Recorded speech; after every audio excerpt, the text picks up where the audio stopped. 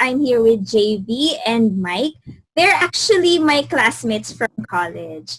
And I invited them over because I got so intrigued with the Boylove series. And actually, the first person I saw posting about BL is Mike.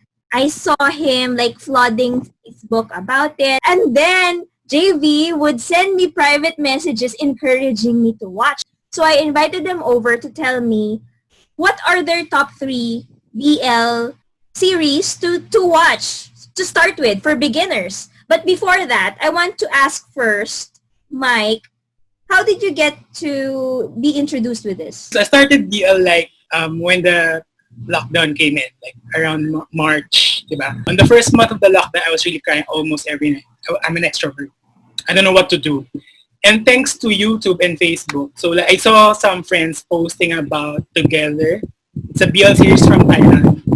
So doon ako una na curious. Then ay sobra akong naaliw. So then from then on, at least yung depression ko ba, my mental health, umayos pa with the BL series around. Dati, Thai lang. Now we have Pinoy BLs and we have even Chinese, Taiwanese. So love is love. So there. So madami na pala, but the first ones that you watched are Thai. Thai, yes. So they started it. Yes, we'd like to thank the Thais for inventing this. Similar to Mike, ang trigger point ko dito actually is also Together the series. So, similar to Mike, syempre lockdown, walang ginagawa, classes online, so, and ano pa siya, asynchronous pa, so hindi kailangan na live ka nagtuturo, di ba? Nagpo-post ka lang. So, kasi nakikita ko yung mga students ko, nagpo-post ng mga about Together. So I think it was episode 7, I think yung una kong nakita. So after watching that first episode, nag-binge watch na ako ng episodes 1 to 6. Yeah. So, For a beginner like me, or if you are going to recommend watching BL series to any person, sige, let's just call it in general na lang muna, regardless of the gender or the interests. Let's start with Mike. Can you give me your top 3? They're not my personal top 3, pero for a beginner, here are my recommendations. Number 3 siguro, I know this is out of this world, but Elite in Netflix. Dito si Ander and si Omar, yung BL, pero they're just a side story to a bigger story. Galing siya ng I think it's Spain. So if you see the thrill of Money Heist, ganun yung itsura nung sa kanya. But this time, it was put in a school setting and very parang cosmic alignment talaga na nagkita si Ander and si Omar as a side story to it, no? So the very nice series. So you have to watch it. Okay? So yun, parang okay lang yun kasi parang it's a sampler. Hindi sila ang lead, pero makikita mo yung dynamics nila on how they met up. Tapos makikita mo talaga how Western think when it comes to relationship. Sobrang iba sa Asians. No? So which is a good contrast. Okay, so that's my number 3. Tapos my number 2, oh my God, my favorite as well. At saka I'd like to believe na medyo light din kasi siya for beginners. Dark Blue Kiss. On a scale of 1 to 5, siguro mga nasa 3 na yung drama. No? Parang light at the beginning, pero it's gonna get Pero ang I think I'd like to highlight here is yung concept of acceptance, diba? Like, well, unfortunately, I don't have my parents with me anymore. Pero for us in the LGBTQ community, parang siyang Disneyland na if your parents or your family can really accept you and support you for who you are. And the love story between the two boys and how they started. Kasi parang, at first hindi naman sila, parang, hello, bakit ikaw, right? Parang, hindi kaya, diba? Parang, gusto ko kaya ng girls. for in the various BL series that I watched, it's rare na para strict gay character yung mga boys, diba? It's more of like either they're like bisexual or pansexual. Parang they fall in love with the person, but not necessarily because the person is a guy, but because of the character of that person. Okay, ang number 1, of course, Pinoy Pride. Game Boys, my number 1. Game Boys from the Philippines, of course, by Elijah and Kokoy De Santos and Elijah Canlas. It talks about 2 young boys who just started everything with a game online. which is happening right now. No, parang everybody's online, so nag-start sila gaming, doon sila nagkakilala. Eto, since everybody's on lockdown, they just met, like, they shoot like us, ganito lang, on our separate homes. So, mas relevant. Yes, being online every day, then falling in love online, diba? Parang, Possibilities. my God, it doesn't happen. I mean, siguro nung college days natin, so different, right? Compared right now. Pero, sorry pasintabi, pero yung recent apat na relationship ko, I got them on Facebook. So, and it's not bad. I mean, my relationship on Facebook, it's online, and we'll be celebrating 4 years next week. They discussed mental health, yung COVID, how it affects the family. Very relatable. You don't have to be an LGBTQ to understand it. Acceptance, I mean, the love of the family, of friends who supported the lead characters. Kung ganun sana talaga ang real world, it would be happier. I think that's the reason why you put it in your top spot, because it kind of like elevated itself, the next level niya. Right. Tayo when it comes to dating and courtship. Like, Filipinos, we tend to be more creative and hindi for the at least once who's courting, parang talagang laban agad. Tapos pasikat talaga in a very creative way. Hindi lang padalan kita ng flowers. Doesn't stop there. Yeah. So parang for you, friend, panoorin mo siya. Parang kapag napanood mo siya, parang kahit boys love siya, may kita mo, oh my God, sana yung next boyfriend ko ganyan. Ganon talaga sasabihin. So, okay. JV, what's your number 3? It's come from Korea. It's Where Your Eyes Linger. Kasi parang anak siya ng isang businessman na talagang sobrang successful. Meron siyang bodyguard na parang same age niya. So, syempre, nung nalaman na may nangyayaring kaganapan between the son and the bodyguard, so the dad put a stop to it. It's your typical love story. It's just so happened na dalawang guys yung bida. If you're a beginner, familiar sa yung storyline. It's just that napalitan lang yung bida ng dalawang guys. My number 2, he's coming to me. I like this because it's about reincarnation. It's good for a beginner because kumbaga hindi siya heavy agad. Kasi there are some BL series, like, di ba, yung kay Max tsaka Tool, first scene pa lang. So, for a beginner, hindi siya mareksahan na siya kapag oo, di ba? Sure so, ka na. Max and Tool kasi, friend, episode 1, yun agad na parang kung bago ka, wala ka mag-walk out na din. Promise.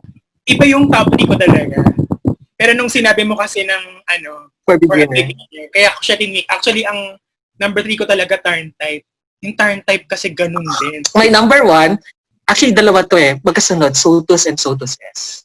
Oh my God, JB, I love you. Let me tell you why, and which I hope will pique your interest. Sila po ay mga IE majors. My God, yes. And some ME63 on the side, something like that, friend. P672 on the side. Nako, besh. Oh my God! I know. Pinapakita yung mga challenges na dinagdadaanan ng mga freshmen. And they're not originally gay. Kumbaga, they didn't see themselves as having the opportunity to fall in love with another guy. So parang yun yung maganda as a beginner to help understand why two people, regardless of gender, fall in love with one another. Merong extra episode yung sa Sotus S when I watch it. Like, siguro nanood ko siya alas 12 ng hating gabi.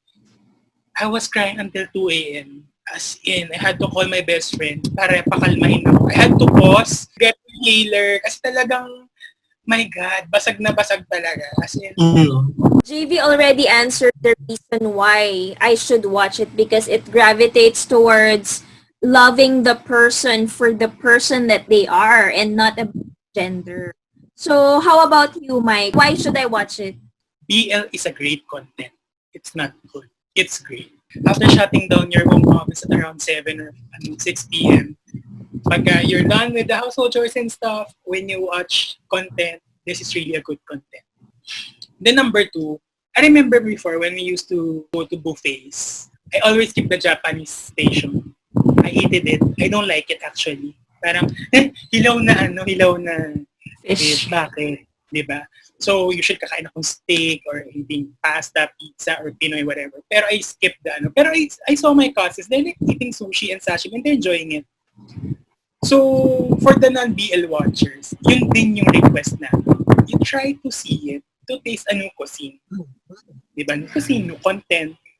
Para makita mo na, may sustansya rin pala siya, masarap din pala siya. One last, ito siguro paulit-ulit akong sinasabi, na sobra akong natutuwa na meron tayong space or platform to declare to the world that love is love, period.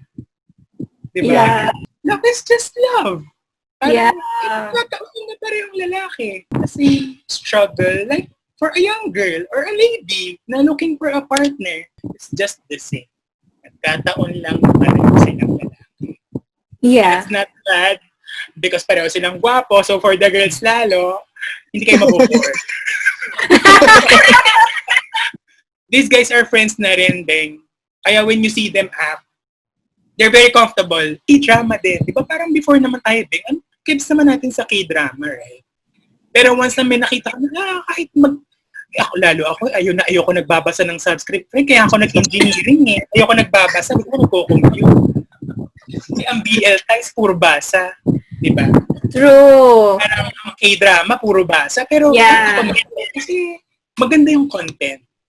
Yeah. So I really hope as a friend and as a content creator, you give it a chance.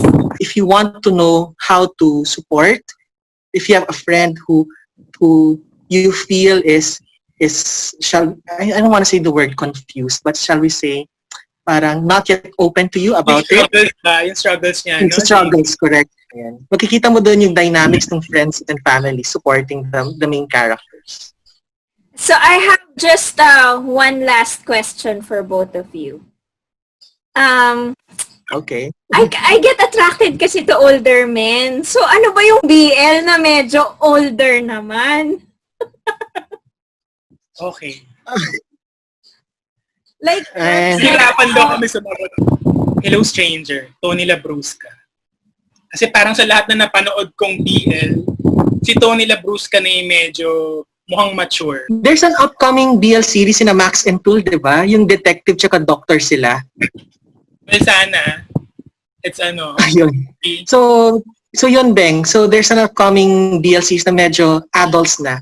This is really an eye-opener for me, and I really hope that the rest of the people who are watching will have an idea on where to start, just like with people who started with K-drama. You also wanted to know what are the top 5 or top 3 picks that I wanted to go with first. I really like the ideas that you brought into this conversation because it's not about convincing me to watch it. Because I always tell JB, hindi ako kikiligin.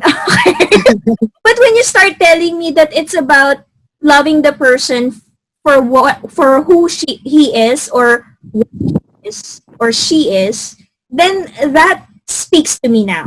Now I get it. That this is about love. Love is love. Yes. Correct. Love is love. Okay, thanks a lot, guys. I don't have a YouTube channel yet, but you can follow me on Twitter. My Magic Mike. My Magic Mike. Magic Mike as well. And also on Instagram. So just follow me there. You can follow me at JEDavid80 in Twitter. So there. Also on Instagram. It's the same. Also on Instagram, yeah.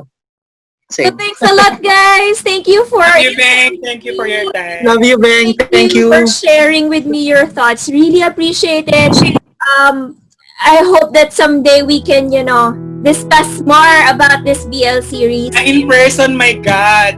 Yes, definitely. Clear on it, diba? Yeah. Thanks a lot, guys, and I hope to see you again. Thank you. Bye. Bye-bye. Make sure to like and subscribe this channel. Click the like button right here so you get updated.